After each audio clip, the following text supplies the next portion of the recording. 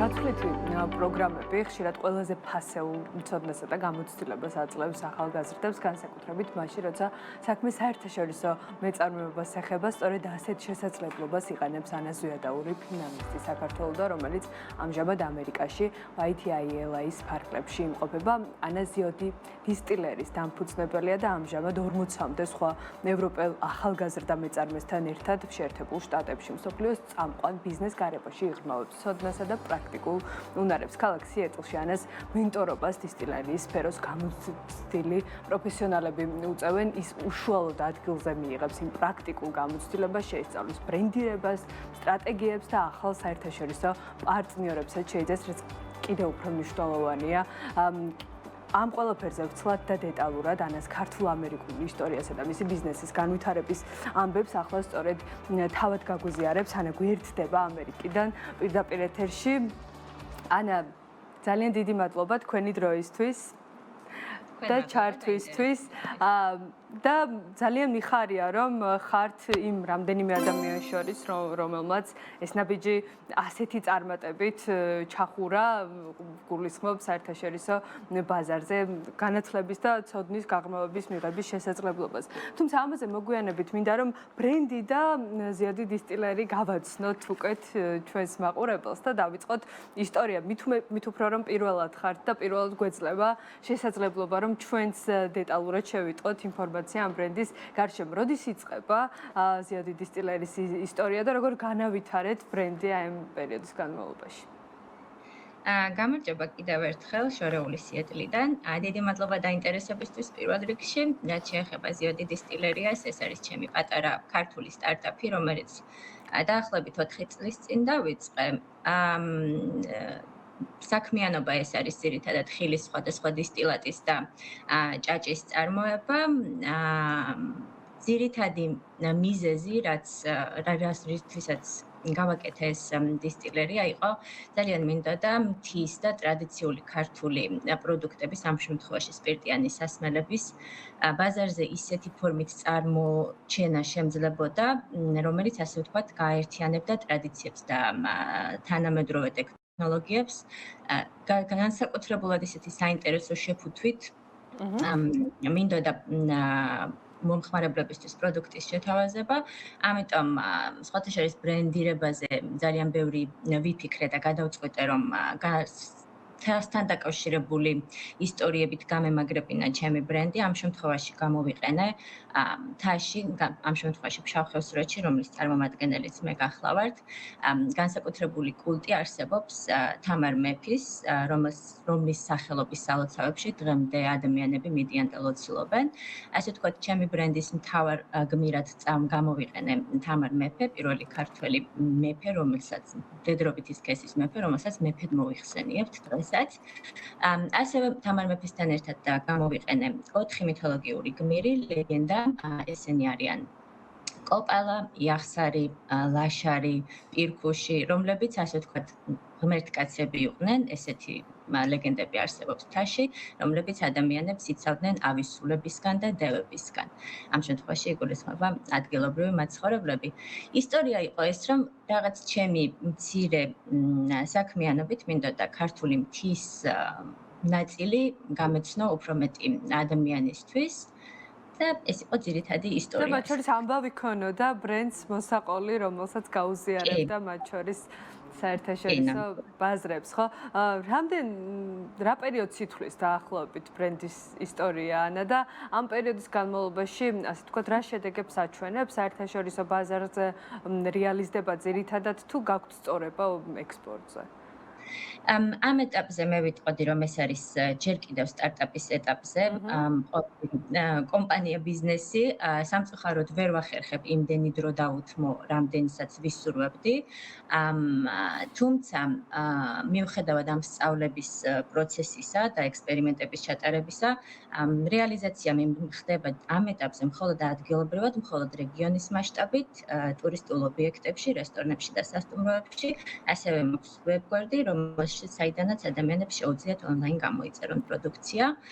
ამ ეტაპზე აკტიურად თანამშრომლობთ, ხო, როგორც ადგილობრივი მცხეთ-ამთიანეთის მასშტაბით ამ ეტაპზე, იმიტომ რომ წარმოება არ არის დიდი, ვაწარმოებ განსაკუთრებულად ისე ძნელად მოსაპოვებელი ხილის დისტილატს.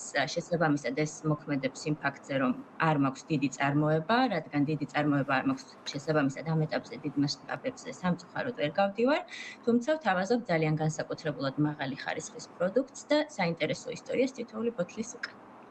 ანა, საიდან ხდება აი ამ ნედლეულის მოძიება, შესყიდვა, ეს ადგილობრივებთან თანამშრომლობ თუ მათ შორის თავად უზრუნველყოფთ საკუთარი მოთხოვნის დაკმაყოფილებას? იგივე ჭაჭას ვენახი თავისთავად და შემდეგ ხილიც როცა ჩართულია ამ პროცესში. იდეა, როდესაც იოდი დისტილერია დავიწყე, იყო ის, რომ მომეპოვებინა მხოლოდ და მხოლოდ ადგილობრივებისგან, საკუთარი ბაღებიდან და ეზოებიდან მოპოვებული ნედლეული, თუმცა რეალობის წინაშე, როდესაც დავდექი, აღმოჩნდა, რომ ძალიან ძნელი იყო ადგილობრივებთან თანამშრომლობა, ესე ვიტყოდი.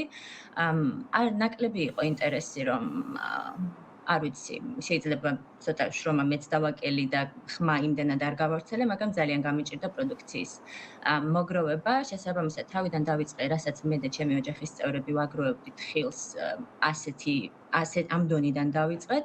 შემდეგ სამწუხაროდ მომიწია რეალობასთან თვალის გასწორება და დროებით გადავინაცვლე ახმეტაში, სადაც ჩემს მეგობრებთან ერთად, ასე ვთქვათ, უფრო მეტი შესაძლებლობა და ხელი მეტად მიმიწვდება ხილზე, შედარებით იაფ ფასად და შედარებით დიდ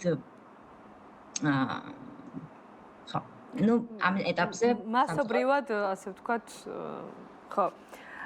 კი ბატონო. ანა, რა დენად არის თქვენი პროდუქტი, როგორც ნიშური თუ ასე პოზიციონირებს გამომდინარე იქიდან, რომ აი რაღაცა როგორც ახსენეთ თავის ისტორია, ინდივიდუალიზმი დაყვება თითოეულ მათგანს და ეს ყველაფერი თუ ისახება შემდეგ უკვე ღირებულებაში, გულისხმობ სეგმენტურად თუ არის მაღალ კატეგორიაზე გათვლილი. კი, გათვლილი არის მაღალ კატეგორიაზე, მაღალ გადახდის უნარიან მომხმარებლებზე, რადგან თვითონ პროდუქტის წარმოება ჯდება ძვირი, რადგან ვარჩევ განსაკუთრებულად ისეთ საინტერესო გემოების ხილს, რაც ავტომატურად თავისთავად ფასზე მოქმედებს, უშუალოდ ნედლეულის მოძიება. თვითონ უშუალოდ პროცესი მთელი ეს ხილის კრეფიდან დაწყებული ფერმენტაცია და გამოხდა, დავარგება, რამდენიმე თვე და ბოთლებში ჩამოსხმა, ავტომატურად გავედი მაღალი ასე ვთქვათ, ნიშურ მარკეტზე. არ არის ძალიან იაფი ეს პროდუქტი, თუმცა ვთვლი, რომ დაახლოებით რა საფასო კატეგორიაში შეგვიძლია, რომ 35 ლარიდან ზემოთ 9 ლიტრიანი ბოთლის შეფუთვა. კი ბატონო. ეს თქვენ გქონდათ ეს ცოდნა, გამოცდილება, რაღაცა გესმოდათ სპეციფიკა თუ აი ესე შიშველი ხელებით შეხვედით ამ ბიზნესში ასე? სრულიად შიშველი ხელებით და გამოცდილების გარეშე და დღეს ჩემს სამეგობროს და ვისთანაც ხმა მიმიწვდება, ყველას ვეუბნები ხოლმე, რომ არ უნდა შეგეშინდეს ადამიანს ყველაფრის ნულიდან დაწყება, სულ არ არის აუცილებელი, რომ რაღაცა საქმეში იყო 100%-ით პროფესიონალი. მე დღესაც ვამბობ, რომ ამ ყველაფერს ეხლაც ვსწავლობ, თუმცა გავიარე ძალიან ბევრი საინტერესო ტრეინინგი, მოკლე კურსები, ვეკითხებოდი უამრავ შედარებით ჩემზე მეტად გამოცდილ ადამიანებს, გავდიოდი კონსულტაციებს და დღეს მოვედი აქამდე, რომ გარკვეულწილად გამეგება უშუალოდ დისტილაციის პროცესის, თუმცა სასწავლე ძალიან ბევრი მაქვს, თუმცა აი ასე ცარიელი ხელებით, შიშველი ხელებით აღმოჩნდი დისტილერიაში ადამიანი, რომელსაც მანამდე დილის 9-დან 5 საათამდე გაწერილი გრაფიკი საოფისე სამსახური მქონდა.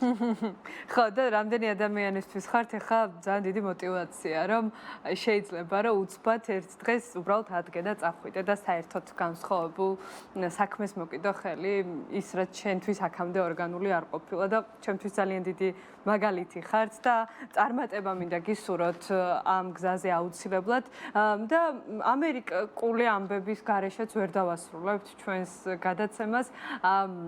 ანა, რა პროგრამაა, მოდი ჩვენს მაყურებელს აღუწეროთ და რა შესაძლებლობაა ეს ახალგაზრდა მეწარმისთვის?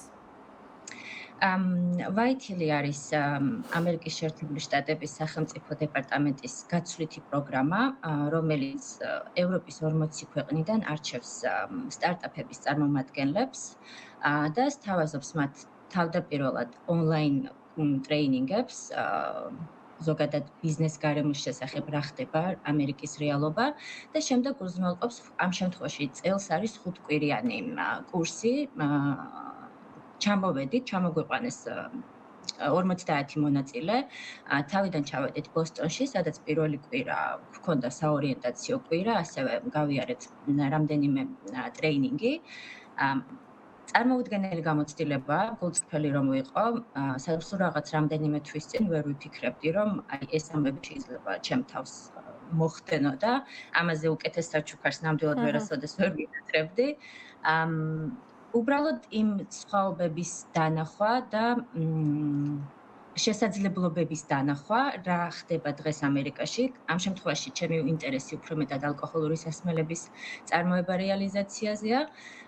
თვითონ უშუალოდ ამერიკული მწარმოებლები რა პრობლემების წინაშე არიან. ამ შემთხვევაში შევადაროთ ქართული მწარმოებლები რა პრობლემების წინაშე დგანან და ეს გამოცდილება განსაკუთრებით მნიშვნელოვანი და საინტერესო ჩემ შემთხვევაში იყო კავშირების შექმნა და როგორ ხდება ზოგადად ნეტვორკინგი ამერიკაში. პირველივე დღიდან, რაც ეს კურსი დავიწყეთ, გვასწავლიან ამას, რომ უბრალო საუბარი, ლიფტში დაწყებული უბრალო საუბარი ვინმე უცნობთან შეიძლება აღმოჩნდეს რაღაცა კარი, რომელიც გაგიღებს ახალ შესაძლებლობას.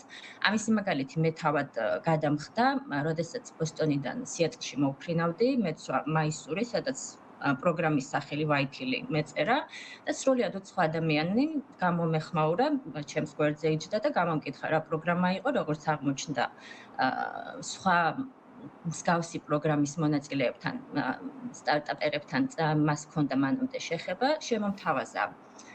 ისიც სიეტლში მოფრინავდა და შემომთავაზა Amazon-ის აქსელერატორის ღონისძიება იყო, რომელზე დასწრებაც $600-მდე ჯდებოდა.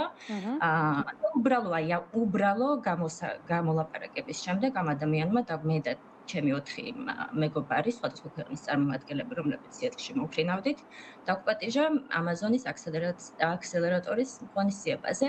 აი სრულიად ესე შემთხვევით არსაიდან მე ვიტყოდი, რომ თავარი ამ პროგრამიდან, რასაც წამოვიღებ, ეს იქნება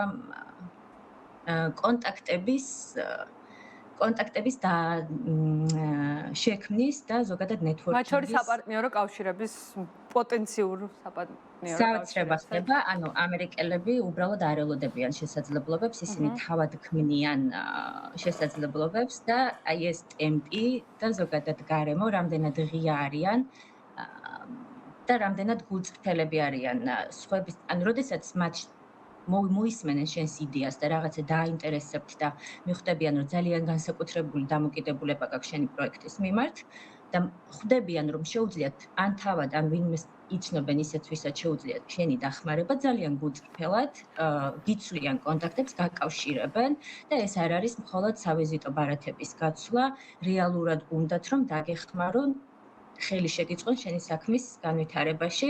ანუ ეს არის ის დიდი განსხვავება, რაც საქართველოსა და ამერიკას შორის შევამჩნიე ამ ეტაპზე. სასწავლი ძალიან ბევრია კიდე, 3 კვირა დამრჩა, 2 კვირა გავიდა უკვე. და ვიცი, ძალიან საინტერესო. ანა, ძალიან მიიღოს მინიმუმ შეიტანონ განაცხადი და მიიღონ მონაწილეობა, არის კონკურსის ტიპის და არ არის შეზღუდული საქმიანობის სფეროები და ინდუსტრიები, თუმცა წარმოებლები უფრო შედარებით უმცირესობაში ვართ, უმეტესად არის ტექნოლოგიებთან დაკავშირებული სტარტაპები, თუმცა ისევ ვიმეორებ, ეს პროგრამა ღია ნებისმიერი ენთუზიასტისთვის, რომელსაც აქვს ძალიან დიდი მადლობა.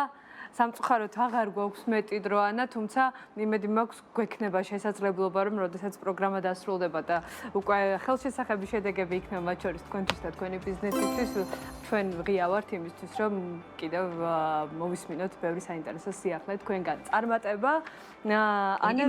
ანა ზვიადაური, მზიოდი დისტილერის დამფუძნებელი იყო ჩვენი გადაცემის სტუმარი.